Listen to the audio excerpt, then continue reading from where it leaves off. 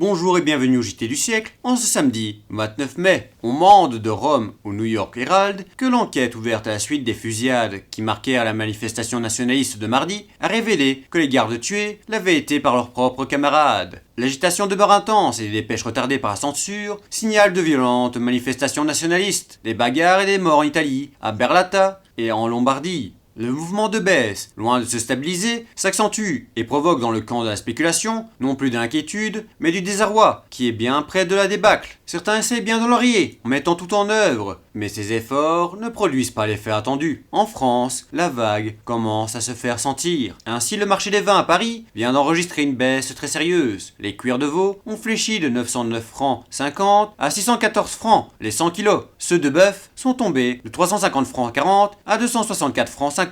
Il faut pourtant se garder d'un optimisme exagéré, et il convient, croyons-nous, de se montrer très prudent dans ses prévisions. Il pourrait bien y avoir de ce mouvement, en même temps que des causes très normales, une part de spéculation qui en fausserait apporter, et dans ce cas, tout on enregistrerait la baisse inévitable. On ne l'obtiendrait qu'au prix de réactions plus ou moins accentuées, s'étendant sur une durée plus ou moins longue. Enfin, signalons à titre documentaire qu'au Japon, la crise économique est très sérieuse. Le fléchissement sur la soie a été tel que la plus importante banque de Yokohama, qui soutenait le marché, a dû suspendre ses opérations, entraînant la fermeture de la bourse de cette ville, centre d'industrie de la soie. À Tokyo, les bourses du coton et du riz sont fermées. On entrevoit un crash général. Déjà, comme nous l'avons annoncé, 74 banques japonaises ont dû déposer leur bilan dans le courant de ce mois.